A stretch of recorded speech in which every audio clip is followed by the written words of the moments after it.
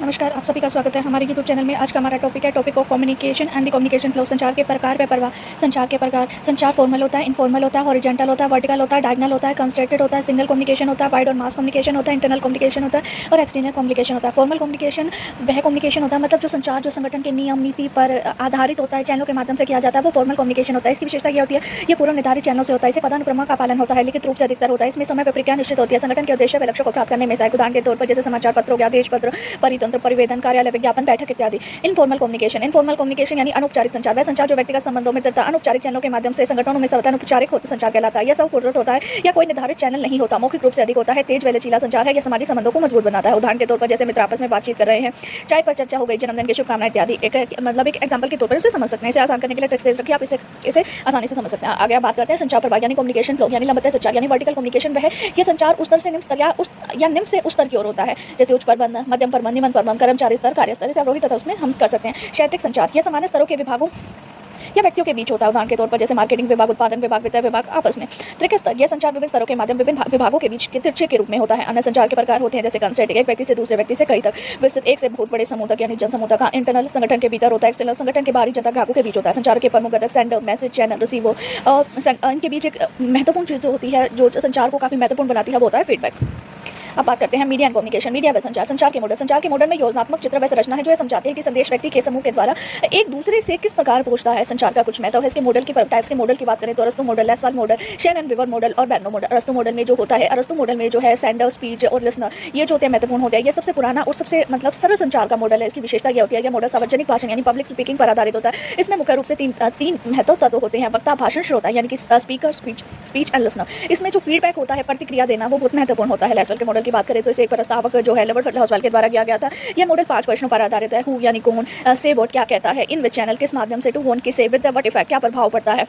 Who यानी जो संचार देता है, से वर्ड यानी संदेशक, इन विच चैनल यानी किस माध्यम से, टू वन यानी प्राप्त करता, विद इफेक्ट यानी प्रमाण। इसे आप आसान याद करने की ट्रिक से आसानी से समझ सकते हैं। शेन वीवर का मॉडल की बात करें तो इसमें भी यह जो मॉडल है ना 1949 में दिया गया था। यह तकनीकी संचार यानी टेक्निकल कम्युनिकेशन पर आधारित मॉडल होता है। इसमें सेंडर, इनकोडर, चैनल, डिकोडर और रिसीवर होता है। चैनल के माध्यम से नॉइज भी एक इन्होंने अपने मॉडल में नॉइज शब्द का भी प्रयोग किया। फीडबैक इंपॉर्टेंट होता है। सेंडर यानी संदेश भेजने वाला, इनकोडर यानी संदेश को संकेतों में बदलता है, चैनल संदेश के प्रवाह का रास्ता, डिकोडर संदेश को मूल संदेश में बदलता है, रिसीवर संदेश प्राप्त करने वाला, नॉइज संचार में बाधा करने वाली चीजें, फीडबैक प्रतिक्रिया देने वाला। अब शोर जो होता है, शोर के कई प्रकार होते हैं जैसे कि फिजियोलॉजी, साइकोलॉजी और सिस्टमैटिक शोर वो होता है जैसे कि अब भाषा या अर्थ की गलतफहमी कि किसी शब्द का मतलब था कुछ और हमने समझ कुछ और लिया। मनोवैज्ञानिक शोर यानी कि पूर्वग्रह हम या भावना, हम किसी विचार में ग्रस्त, हम चीज जो बात कह रहा है मुझे समझ ही नहीं, जो सेंडर बात कह रहा है चैनल के माध्यम से जो बात किया मुझे समझ नहीं पा रही है। शोर, जैविक शोर यानी जैसे थकान है, बीमारी है, ध्यान न देना। और भौतिक शोर जैसे शोर शराबा, जैसे बाहर हॉर्न बज रहा है तो हम तो समझ नहीं पाएंगे कि जो बाहर जो श्रोता है वो मैं क्या कहना चाह रहा हूँ, बाहर की शोर की तरफ ज्यादा जान जाएगा, हम उसकी बात को क्लियर समझ नहीं पाएंगे। बिजली की समस्या इत्यादि।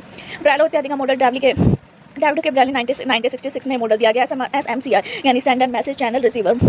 सेंडर में हम जैसे सेंडर के अंदर के कुछ उपघटक बताया गया, सब कंपोनेंट्स है जैसे कम्युनिकेशन स्किल हो गए, उनका एटीट्यूड हो गया, नॉलेज सिस्टम हो गया, कल्चर। मैसेज के अंदर जैसे कि context, element, treatment, structure and code. Channel के अंदर बात करेंगे seeing, hearing, touching, smelling and taste की बात करी जाएगी। रिसीव के अंदर communication skill, attitude, knowledge, social system and culture.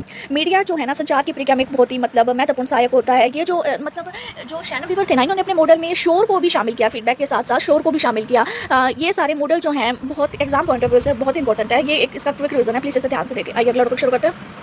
आगे है भारत मीडिया व संचार, India media and communication. Media के प्रकार की मैं बात करूँ तो प्रिंट मीडिया है, इलेक्ट्रॉनिक मीडिया है, आउटडोर मीडिया है, न्यू मीडिया है, इसके टाइप्स वगैरह। मीडिया की विशेषता ये होती है कि ये जन तक ये जो ना सूचना को हर लोगों तक पहुंचाने में बहुत सहायक होता है। इससे लोगों में जागरूकता होती है, विचार जो होते हैं उनके बढ़ते हैं, जागरूकता बढ़ती है। शिक्षा मनोरंजन के लिए शिक्षा, मनोरंजन, ज्ञान वर्धक बढ़ाने में काफी सहायक होता है। समाज में संवाद और सहभागिता को बढ़ाते हैं। लोकतंत्र में जनमत निर्माण में एक महत्वपूर्ण भूमिका निभाते हैं। मीडिया के कई प्रकार के कार्य होते हैं जैसे सूचना प्रदान करना, शिक्षा देना, मनोरंजन करना, विचार निर्माण यानी पब्लिक ओपिनियन हमारा जो होता है, समाजीकरण, निगरानी करना, विकास में सहायक।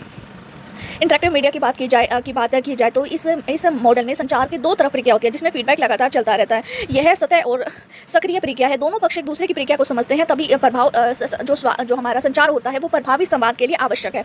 प्रभावी संचार के सिद्धांत की बात करें तो स्पष्टता है, संपूर्णता है, संक्षिप्तता है, सही माध्यम का चयन है, प्रतिवाद है, सहानुभूति, समय अनुकूल। इसकी अगर बाधाओं की मैं बात करूँ तो इसमें जैसे हमने पहले पढ़ा था कि सांस्कृतिक बाधाएं हैं, शारीरिक बाधाएं हैं, शोर है, पूर्वग्रह है, भावनात्मक अवस्था, ध्यान की कमी, गलतफहमी, भाषा सही, ये सारी चीजें। शोर कई प्रकार का होता है जैसे हम पढ़ चुके हैं, भौतिक, मनोवैज्ञानिक, भाषा, शारीरिक फीडबैक। फीडबैक जो होता है काफ़ी इंपॉर्टेंट होता है। फीडबैक वह प्राप्तकर्ता की वह प्रक्रिया है जो संदेश को समझने के बाद भेजी जाती है। यह संचार दोनों तरफा और प्रभावी बन जाता है। फीडबैक के प्रभाव: सकारात्मक फीडबैक होता है तो प्रोत्साहन बढ़ता है, नकारात्मक फीडबैक होता है तो त्रुटियों को सुधारने में, जो हमसे गलती हुई हमें उसके बारे में पता लगता है ताकि हम उसे जल्दी सुधार सके, उससे हमें मदद मिलती है। तटस्थ फीडबैक सूचनात्मक होता है।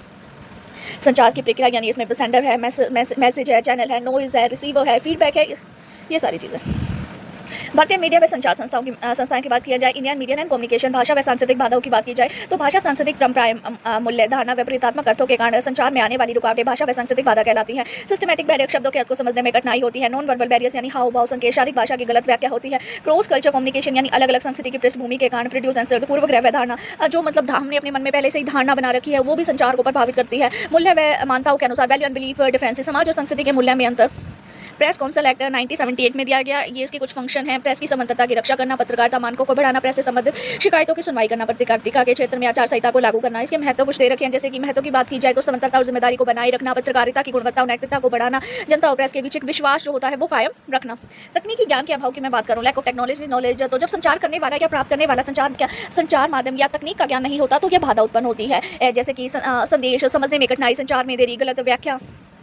इसका उपाय: तकनीकी शिक्षा, प्रेक्षण और जागरूकता में यह बाधा दूर की जा सकती है। हम तकनीक को समझकर हम ये बाधा को दूर कर सकते हैं। सूचना व प्रसारण मंत्रालय, मिनिस्ट्री ऑफ इन्फॉर्मेशन और ब्रॉडकास्टिंग, भारत सरकार का महत्वपूर्ण मंत्रालय है। सूचना व प्रसार नीतियों को बनाना, उन्हें लागू करना, फिल्म संचार वगैरह, आकाशवाणी इत्यादि का नियम करना, जनता को सभी प्रकार की सूचनाएं प्रदान करना। सूचना अधिकार का नियम RIT एक्ट की स्थापना 2005 में हुई थी। इसका उद्देश्य सरकारी जानकारी तक जनता की पहुंच को सुनिश्चित करना। इसका लाभ है ट्रांसपेरेंसी, अकाउंटेबिलिटी, भ्रष्टाचार में कमी, लोकतंत्र को मजबूत करना।